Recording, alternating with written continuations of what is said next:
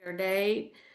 I want to introduce myself. I'm Faye Hunley, the Virginia Farm Bureau Women's Leadership State Chair. I have Samantha Beard, who's helping with us with technology tonight. And it's we have a great speaker tonight. We have Tanner with us. Oh, I also want to remind you all, if you have a question, use the chat box and also raise your hand, and Samantha will be communicating with you all. But if everybody is ready, we're going to get started tonight and we're going to have a little talk with Tanner. So, Tanner, thrilled to have you. You were you achieved our ambassador award at our Women's Leadership Conference at Virginia Beach, and I don't know if everybody knows all about you, where you're from. So if you just give us a little background. Sure. All right. So, hello, everybody. I'm Tanner Wise. I originally grew up in Buckingham County, Virginia, which is pretty much in the dead center of the state. I grew up on a fifth generation cattle farm, as well as a meat broiler farm. Um, we eventually branched out and we got sheep, goat, and a layer hen flock. And that's right around the time when I started to show livestock myself. From age 9, I showed lambs and then worked my way up to goats and then hogs. I showed until I aged out at age 18, and then went on to graduate from Buckingham County High School in 2022. To then, I'm currently a senior at Virginia Tech studying animal and poultry sciences.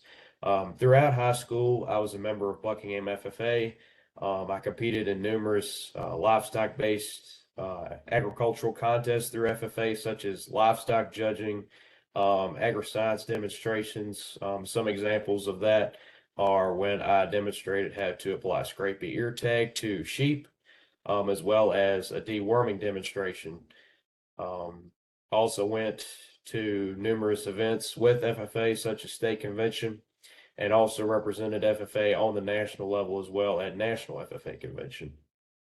Um, through showing livestock, I was a member of the Buckingham 4-H Livestock Club. I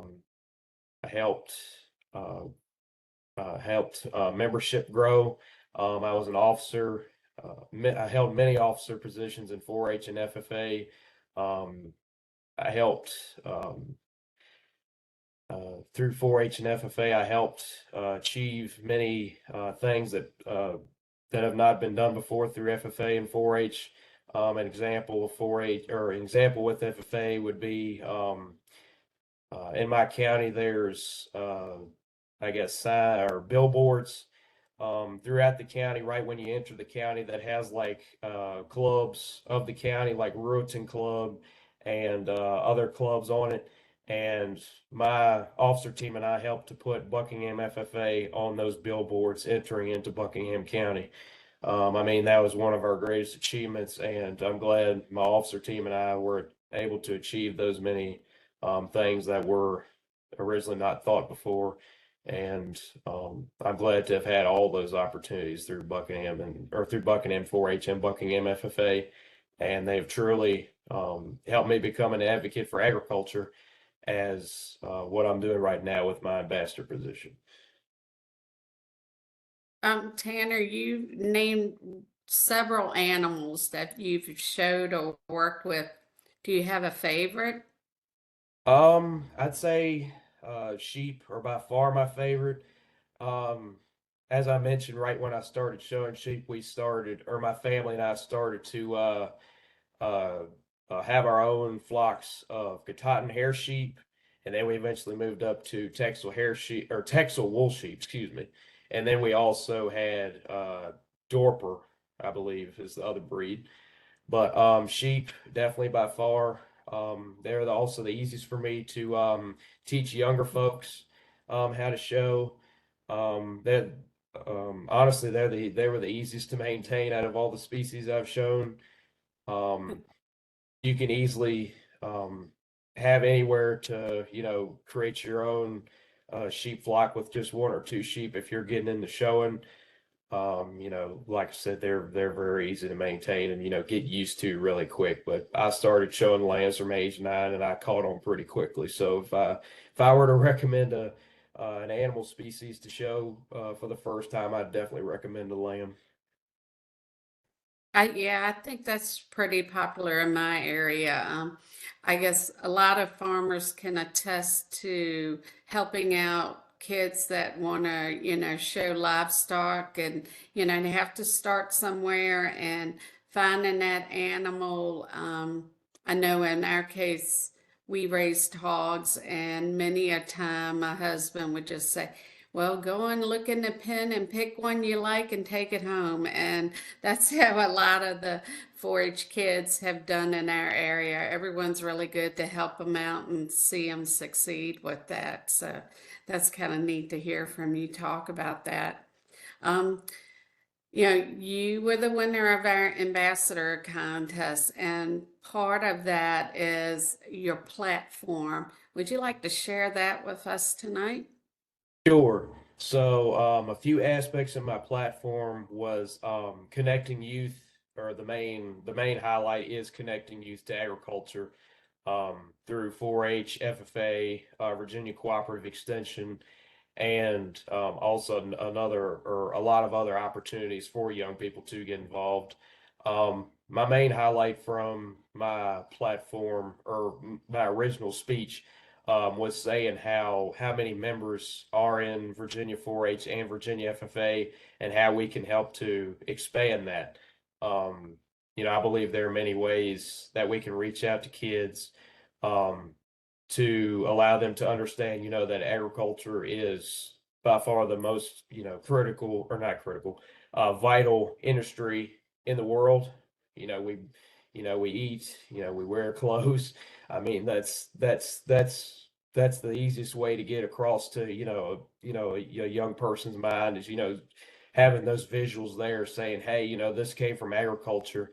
And that also runs into connecting or closing the gap between aging out of Buckingham or not 4-H in general and FFA. Um, Kids when they age out of school or graduate from high school, I feel like there is around the country there really isn't that, or there's a really big gap between those youth organizations and joining those adult organizations after high school. And I believe we can help close that gap through reaching out, as I mentioned before, to kids and putting those visuals out there and saying, "Hey, this is why agriculture is vital to our everyday needs," and helping them get involved in their communities and helping younger folks realize that as well. But I believe we can help close that gap. Absolutely. Um, you were at our Women's Leadership Conference, and probably on the call tonight are some of the ladies. You know, what are steps or how can we support your platform, you think? Um, I believe a few good ways would be social media. I believe that's the easiest way.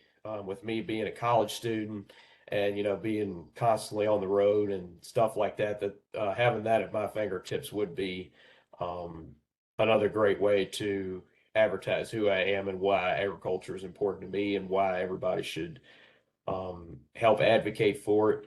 Um, Emails, I know, folks are like, oh, I get so many emails or, stuff like that. But I believe, having or writing a little, a few sentences about why, I believe in the future of agriculture, why the younger generation should um, be preparing for that switch from the older generations aging out and retiring to then the younger generation coming in and help become the new generation of agriculturalists. But I believe having uh, some uh, I guess my words of wisdom, you could call it on emails like that, being able to connect with folks in those email lists and allow them to understand who I am and why, I'm an agriculture advocate. Um, I believe those are the couple of main ways I believe that would be best for me. Mhm, mhm. And like I said, our women's committees around the state, I mean, they are the best storytellers for agriculture, I think that we have, and that's such a great thing for our organization. And I'm sure, if there's some way we can support you, we would love to do that as well. Um, like I said, I was reading over some of your information, and you've already had 2 trips to Virginia Beach this year. Not everybody gets to do that, Tanner. One was for our women's conference, and you might want to tell a little bit about your second trip. Yes, ma'am. So I attended the Virginia Agricultural Exposition in Virginia Beach uh, right at the beginning of August. Um, I was on a work trip with Farm Credit, and I thought that was a great opportunity to also put on my other hat and um, be a be my or serve my ambassador position down there as well. Um, Down there, I was able to interact with a bunch of other agribusiness owners and other expo attendees on who I am and why I chose to become ambassador. Um, I just told them, as a young person, I believe it's my duty to help outreach to youth and help them get involved from that early standpoint and excuse me, and help them understand that, as I mentioned before, that agriculture is what truly makes the world turn around. I mean, there's no other industry that, we rely on, heavily every day like we do with agriculture. Um, Through the expo, I took away, what other agribusinesses do, what they do to serve their communities, and what they do or what they want to advocate for too with their businesses and their products. But um, it was a great opportunity to see agriculture in a different part of the state as well. Um, while we were down there, we were also able to visit several other businesses outside of the expo, a bunch of agritourism operations, um, being able to, um, talk to them as well and, hear why they got into why they created their business and stuff like that. And, what young people could do to help them or what young people could, or how young people could get involved in, their businesses or um, be able to get that standpoint from agriculture at an early age.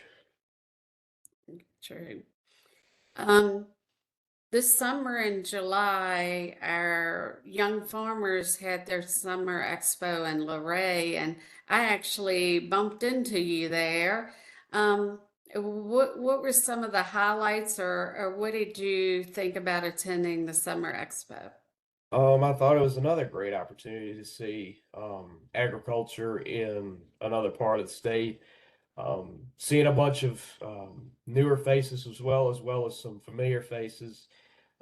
Being able to again talk with folks, um, being able to help out with a bunch of the contests. I especially enjoyed. I was asked to be a judge in the Outstanding Young Agriculturalist contest, in which I competed for 2 years before I won statewide in 2022. Um, and went on to the Greenbrier in West Virginia to give that same statewide winning speech in front of hundreds of people at Farm Bureau's annual convention. And it was another great opportunity. I actually, coincidentally, I sat at the same table with Paul Franklin. And that's where he then offered me that loan officer internship job, in which I took this past summer. Um, that was another great opportunity to discuss. I mean, as a young person, being able to learn uh, how other agribusinesses best serve their customers, especially farm credit. Not many people know about farm credit and what they do, and it was a great opportunity to be able to see, um, the exact, I guess, packages they serve their customers, and what exactly or what certain criteria needs to be covered in order for them to serve their customers, and how let's see how I guess also they attend other events like the Ag Expo, and just how just excuse me, just how stuff like uh, just how they're able to keep reaching out to the general public in order to draw in new customers. But relaying back to the Summer Expo, um, just as I mentioned, being able to be a judge for the OYA contest, being able to help out with other events. There's a bunch of tours that we were able to go on, seeing other agribusinesses throughout the area, and being able to then come back to have evening events at certain venues, and then being able to hear from certain speakers, such as Dr. White from Virginia Tech, who discussed retirement planning, excuse me, for the young farmers in the room. But he was a great speaker, and just a just being able to, or overall, just being able to help out at the event was a great opportunity for me. That's great. Since you brought it up and you judged that contest, here in Essex, we couldn't be more excited. We had Ann Martz was the winner of that, and she actually just last week spoke at our annual meeting and did a super job. But we were really excited, and I'm so glad you got to participate in that. Um, that's the one thing I would say with Farm Bureau is the networking and the connections you can, make by attending things. I mean, who would have thought you would be with Paul Franklin and get this internship? I mean, that's just a super great opportunity for you, I'm sure. And Yes, ma'am. yeah, Colonial Farm Credit, Paul, and the folks out there, they've always been really good about supporting young farmers, and they're also a sponsor with the Women's Leadership Committee as well. So there's a great partnership to have there, and I'm so glad he reached out to you. That's awesome. Let's see, what else can I ask you? I guess, how would you encourage our members to engage with your generation?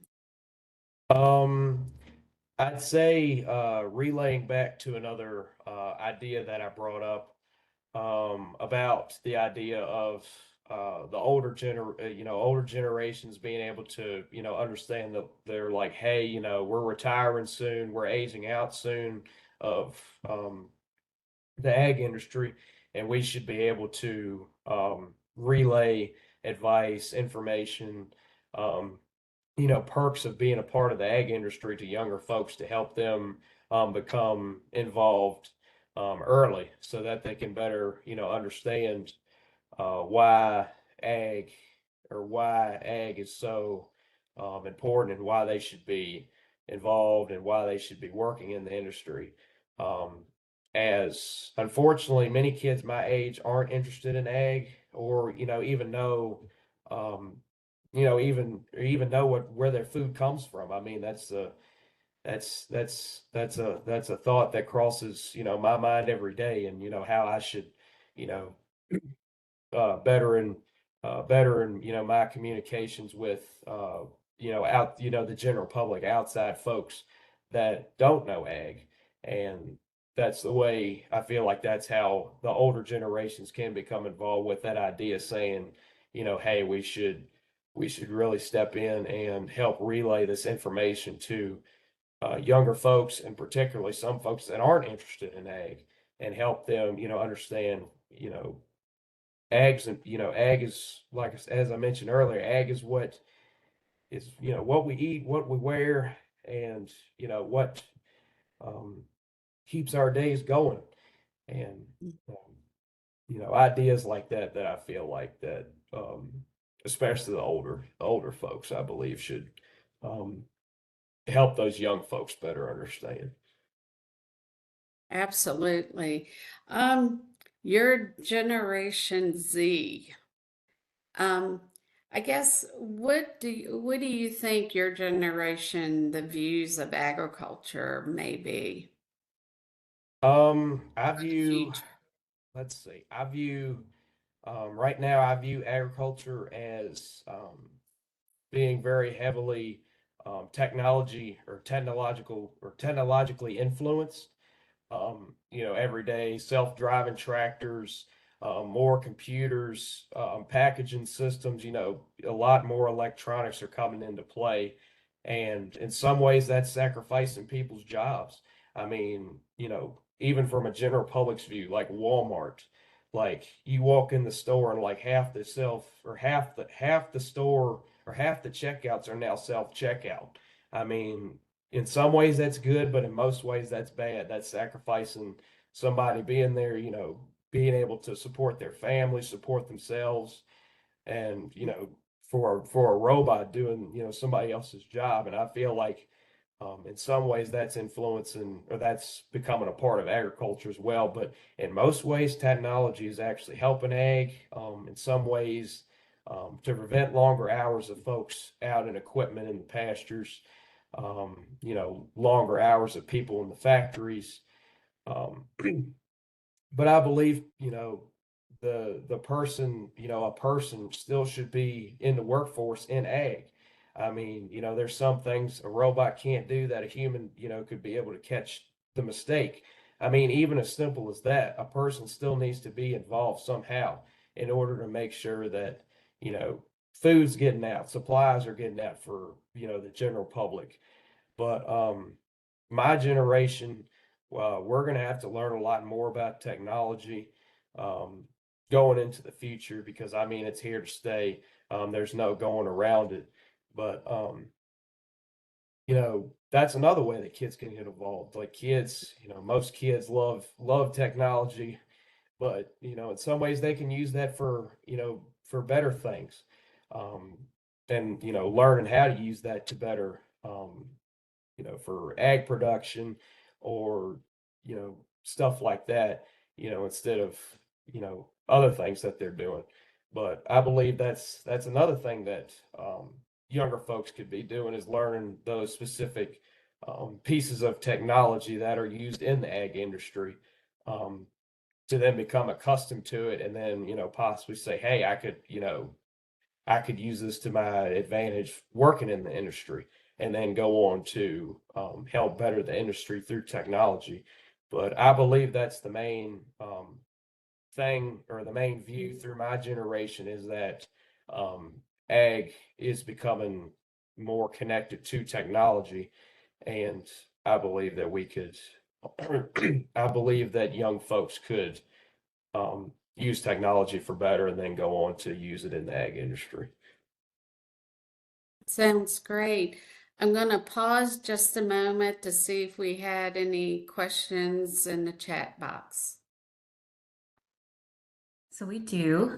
Dixie Dalton asks, when you advocate for agriculture, does that also include the components of agribusiness that are beyond farm production? You may have mentioned a little bit of it in past answers, but I'll turn it over to you. Yes, I believe so. Um, being able to have your own agribusiness or any sort of um, business that you could also be an advocate. I believe that's what she's asking. You could also be an advocate while having your own business.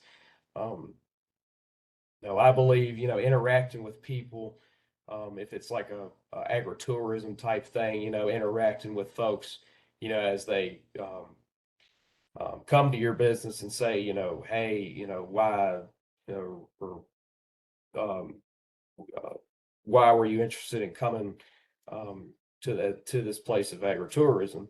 and, be able to start up a conversation even with the kids about that. And then, saying like, oh yeah, we're going to go, pick strawberries or whatever, but being able, even something as simple as that for getting the kids involved. I mean, that's the future.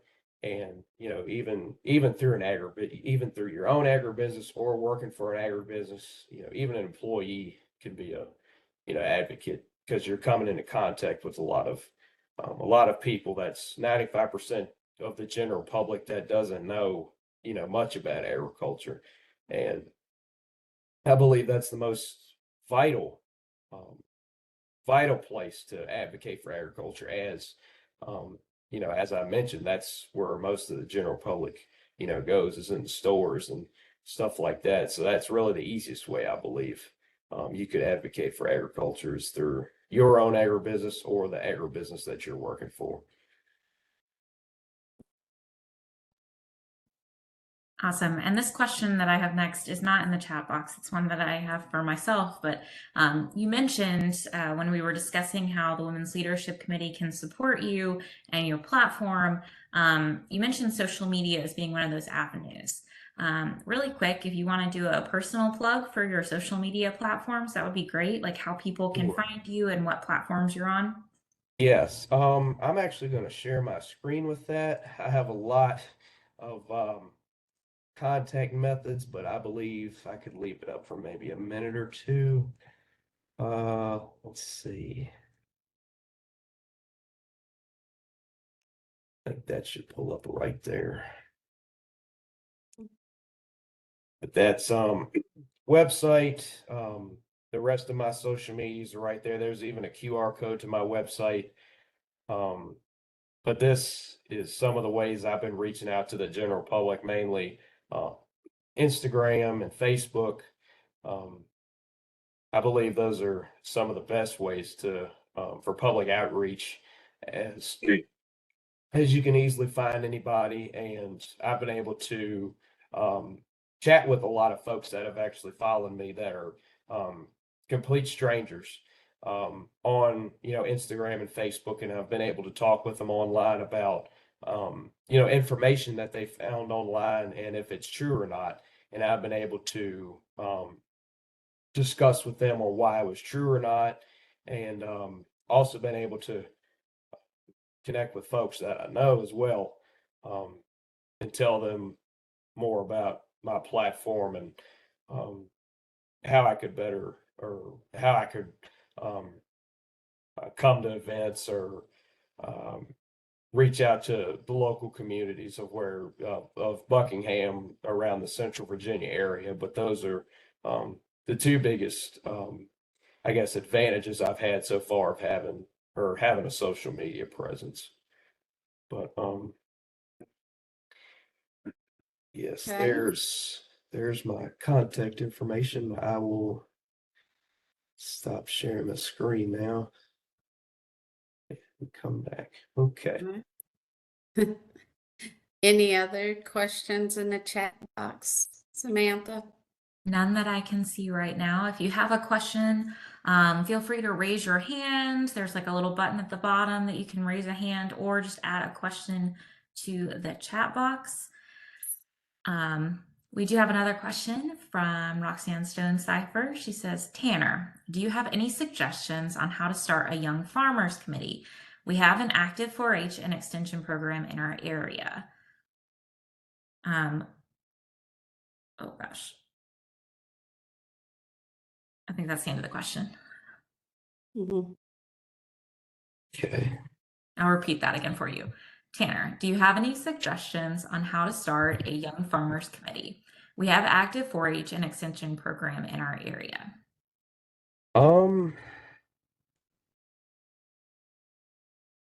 I would say, let's see. I guess the best way would be, I guess, connecting with members that are already in some sort of committee. Being able to ask them for advice, and what it's like to be part of a committee, and then being able to relay that information back and forth, um, then create a committee. But I believe it's just a matter of talking with folks that are already part of a big committee, or you know, being able to get interested folks involved in doing so. But I believe that's the simplest way. Definitely awesome. We have another question in the chat box. For those who know young people potentially interested in ag, what would you share about dual enrollment opportunities? Yes, so I believe, no, I didn't mention this. I actually graduated from Buckingham County High School with an additional associate's degree from Southside Virginia Community College, which means I took college classes while in high school. And I entered Virginia Tech in the fall of 22 with junior class standing. And to me, that was um, just seeing that was definitely the biggest motivator to me, because I entered at 18 basically as a junior, which for most folks, when I tell them that, they're like, saying, wow, how were you able to do that? And for me, it's just, you know being able to understand what you want to do earlier in life, and being able to figure out what direction you want to go. I feel like that's what um helped me figure out that I wanted to be a part of the dual enrollment program at my high school. And especially with the direction I went with my degree. Um, Many folks through Buckingham didn't do the degree I did, which I actually graduated with a agribusiness degree instead of a general studies degree. And there was only maybe one or two kids before me that had done this, and I wouldn't have found out about it if it wasn't for a faculty member in there's a career center connected to the high school on the high school campus. And he told me about how his daughter did the same thing that I did, and how she's now already out of college early. And I believe just better outreach to kids about this. It's about like connecting adult organizations and closing that gap to youth organizations. I believe it just needs to be more outreach and saying, hey, it's saved me, it's financially helped me, it's also educationally helped me, and I'll be able to get a head start on my career earlier um, as a result of this. So I believe that was really the biggest motivator for me to be able to become a part of the DE program, was um, being able to figure out what I wanted to do earlier, to then result in me graduating from high school already with an associate's degree, and then being able to pursue my education further for less time than a regular undergrad student in a 4-year university. No, that's cool. Well, I guess I'll leave you with one last question. When you finish college, what are you looking to do? What do you want to do in life? Yes. So, a long-term goal, I've always wanted to create my own agribusiness of some sort. Right now, I'm thinking of maybe a hobby farm, and then creating another sort of business to directly be connecting towards the general public, about like a farm store, or an agritourism type deal, or something like that, to better help serve the public on an agricultural spectrum. Um, Being able to keep advocating for agriculture even after retiring out of my ambassador position is very important to me. And I feel like that would be the best way to also help advocate as I grow older, and being able to continue to advocate through my business and other things like that. But a short-term goal right after I graduate, um, I've considered working for some sort of agriculture enterprise, like Farm Credit, Farm Bureau, any sort of agricultural enterprise like this or like those that reach out or that have a large um, uh, that can have that can have, I guess, impactful um, outreach um, to its members or to the general public um, is another great aspect that I believe that would be another great opportunity for me in those um, in that area. But I want to be involved in agriculture throughout my entire life. No matter where I am, I want to always be advocating and having that idea, talking to the general public, talking to them and discussing even a simple conversation, being able for them to take an idea home and think about it and say, hey, we talked about such and such, and it really made me rethink my ideas of agriculture. And since there's a lot of misinformation out on the internet, especially with the large social media presence nowadays of most of the world. Anybody can post anything, and anybody can post anything, and it could be taken the wrong way. It could be reposted anywhere, and that anybody's audience can view that and say, "Hey, this is the truth and nothing but the truth." And I just want to be out there as well to help, um, I guess, help resolve all that, I guess, misinformation, um, feeds like that are, even going on right now as we speak. But I always want to be an advocate no matter where I am. But I know I want to work for some sort of agribusiness right out of high school and then create my own later in life.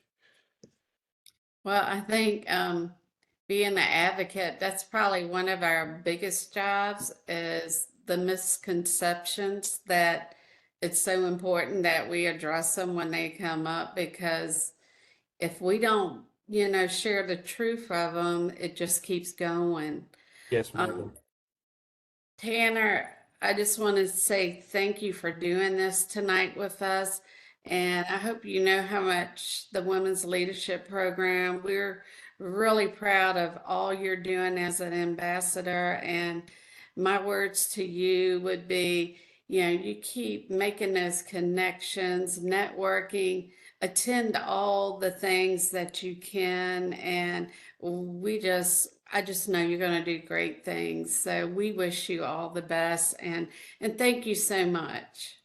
Yes, ma'am. Thank you. All right, ladies, we'll call it a night. Thank you all for joining us, and we'll keep you posted on our next webinar. You all have a great weekend. Thank you.